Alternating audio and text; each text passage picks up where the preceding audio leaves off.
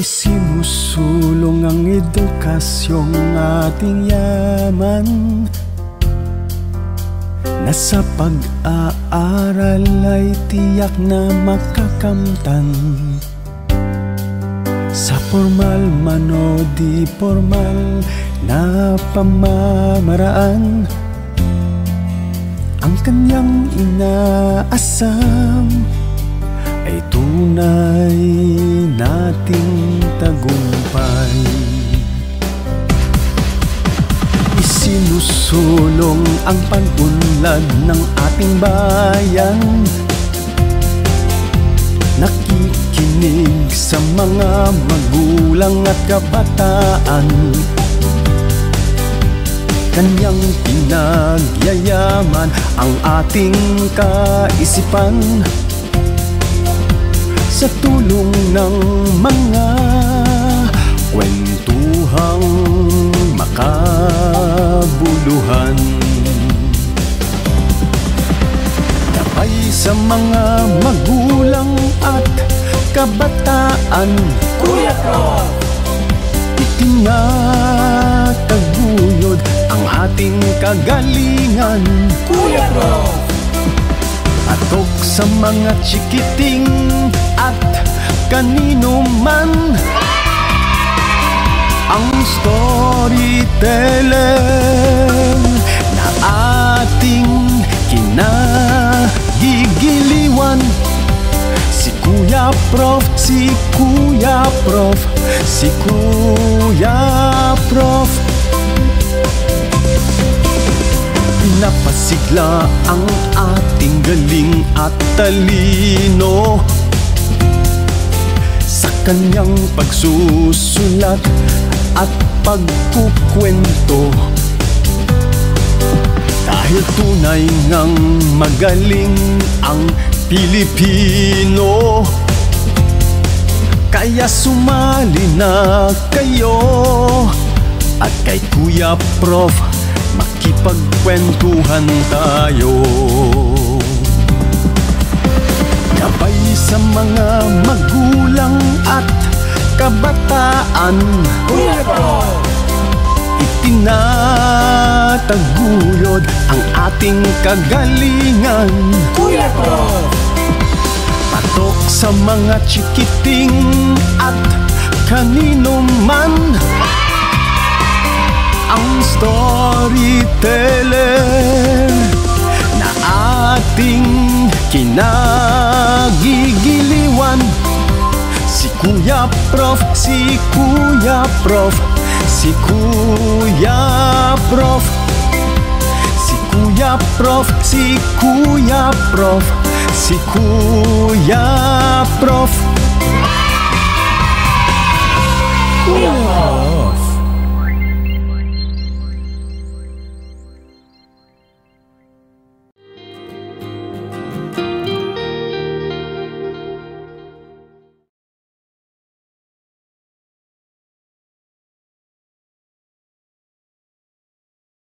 Magandang araw sa inyong lahat. This is Dr. Aldrin Tenerife Sacristan, aka Kuya Prof, at welcome sa Kuya Prof TV.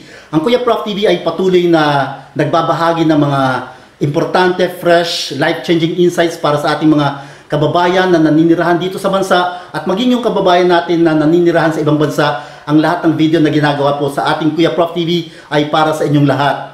Okay? Pero bago tayo magpatuloy, nais ko munang magpasalamat sa ating mga ka-dreamers. Maraming salamat sa inyong patuloy na pagtangkilik at pagsubaybay sa ating Kuya Prof TV. At kung ngayon ka lang nabisita sa ating channel, welcome, welcome, welcome. At please, pakisubscribe naman at pakiclick na rin yung notification bell na yan sa baba para lagi kitang manonotify kapag may mga bago tayong updates. Lagi po tayong nagbibigay ng bagong updates dito sa ating channel. Every week, limang video po ang ating ina-upload.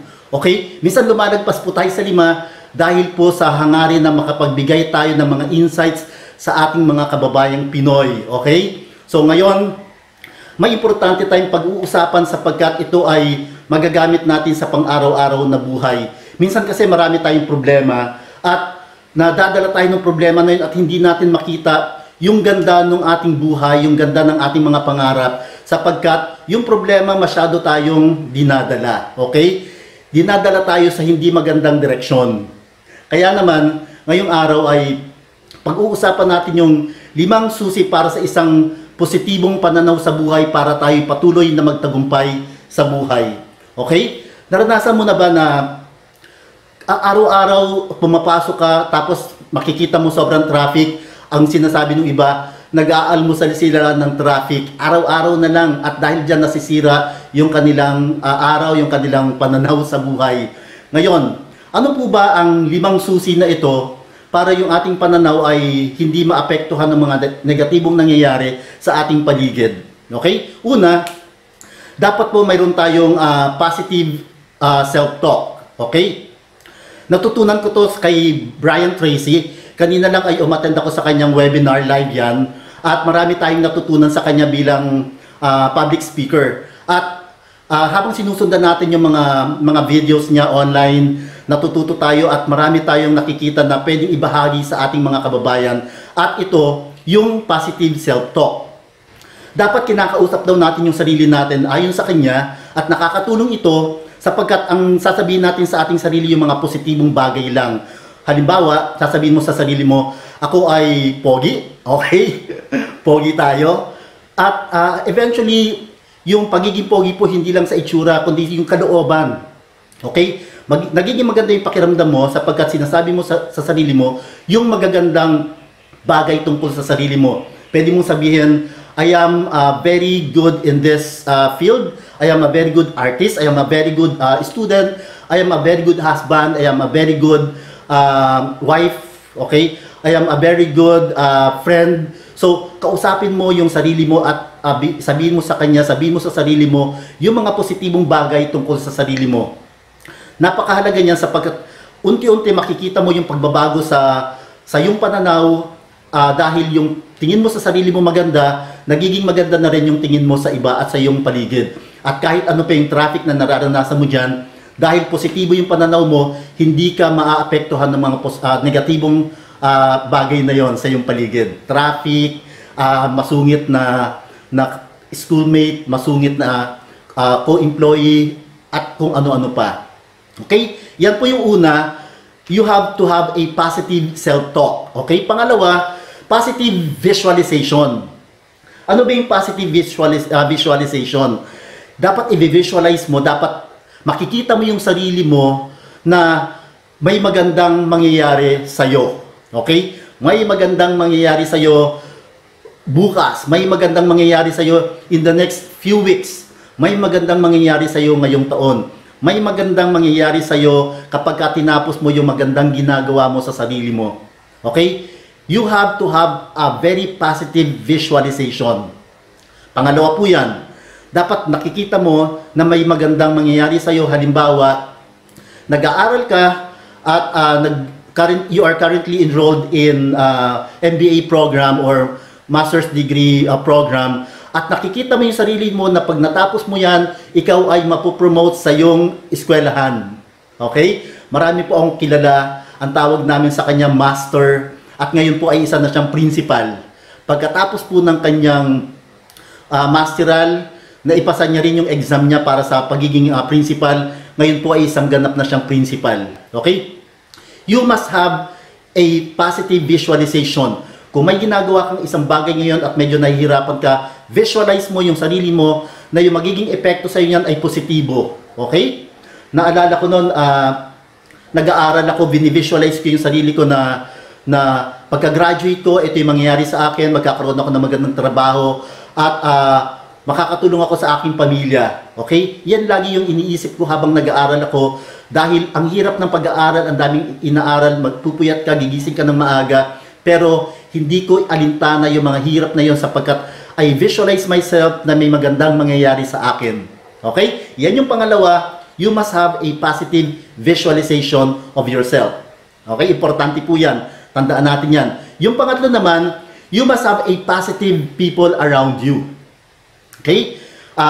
Hindi naman tayo galit dun sa mga taong toxic. Hindi naman tayo galit dun sa mga taong isang makikita mo araw-araw, nasalubong mo siya, nakasimangot. Okay? Hindi naman tayo galit sa kanila, hindi naman tayo galit doon sa mga taong walang ibang inisip kundi yung sarili nila at walang ibang sinasabi kundi puro negatibo. Kaya lang, gusto po nating sabihin dito sa positive people around you, dapat palibutan mo, you have to surround yourself with the right people, with the good people, with the positive people, sapagkat mai-impluwensyahan po tayo niyan. Importante yon. Minsan di ba may problema ka na, pagkatapos yung tao sa paligid mo, puro negatibo pa, anong na lang mangyayari sa atin? Kaya dapat we have to surround ourselves with positive people. Okay? Importante yon. Positive lang. Positive people. Okay? Try to influence at try to surround yourself with those kind of people para maging positibo ka sa buhay mo rin. Okay? So, importante po yan. Pangatlo po yon, you must have a positive people around you. Okay? Yung pang-apat po, importante rin to, you must have a positive mental food. Yung kinakain ng utak mo. Okay? Yung kinakain ng utak mo, yung kinakain ng isip mo, yung nilalagay mo doon sa iyong utak ay dapat mga magagandang babasahin. You have to read good books. You have to listen to good speakers. You have to watch good movies. Yan yung nalalagay sa isip mo at yan yung tinatawag nating positive mental food. Okay? Importante po yon. Dahil yan nagiging positibo yung ating pananaw sa buhay.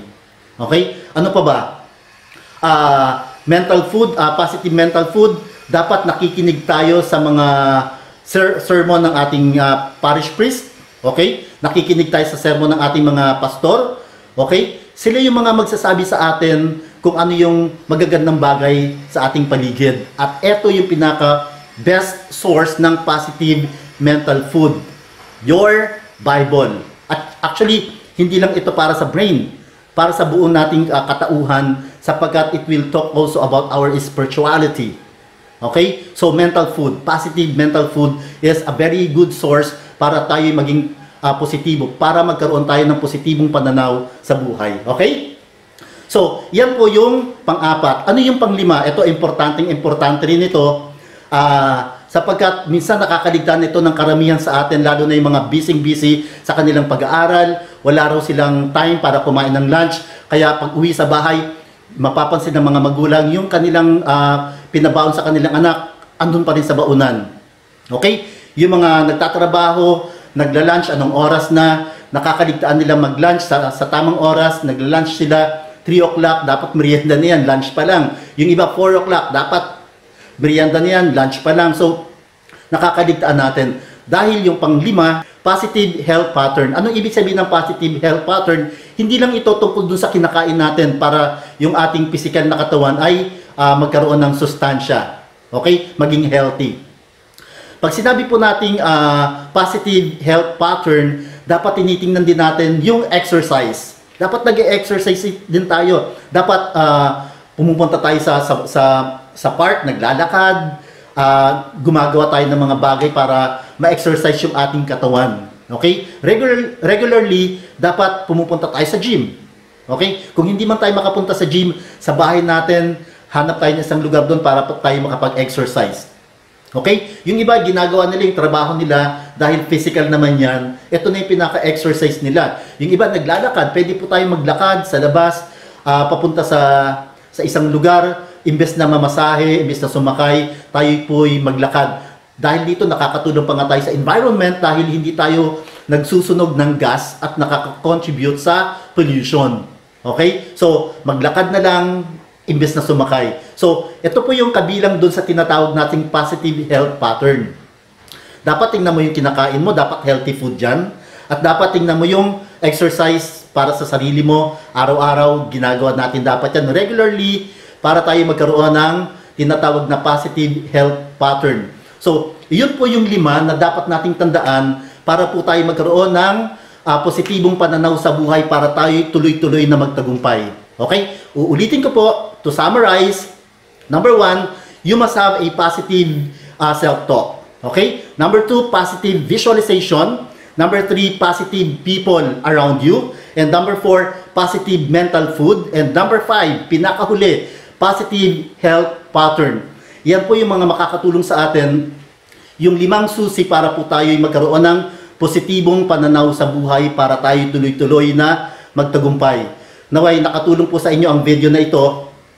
At kung nakatulong po ito sa inyo, please paki-share naman sa ating mga kapwa ka-dreamers, at kung hindi pa ka-dreamer yung inyong mga kasama sa eskwelahan, sa trabaho, sa GPTA, kung hindi pa po sila ka-dreamer, please ask them, invite them to subscribe to my channel, share this video to them para po sila rin ay matuto. Hindi lang tayo yung natututo sa mga ibinabahagi ni Kuya Prof sa kanyang Kuya Prof TV.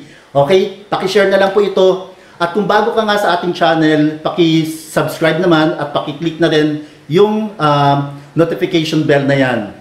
Okay? At kung nagdanais po kayo na imbitahan po si Kuya Prof para po mag-talk sa inyong mga events, sa inyong eskwelahan, sa inyong company, pwede nyo po ako kontakin sa 0932-8493842 o pwede nyo po akong i-email sa kuyaprof@gmail.com o mag-message po kayo sa FB page ng Kuya Prof TV. Okay? So, yan lamang po ang ibabahagi natin sa inyo ngayong araw. Naway natuto po kayo at nag-enjoy. Okay, muli ito si Kuya Prof na nag-iiwan sa inyo ng mga katagang change your life now by changing your mindset. Kilos-kilos, ayos! Kuya Prof, si Kuya Prof, si Kuya Prof, si Kuya Prof. Kuya Prof.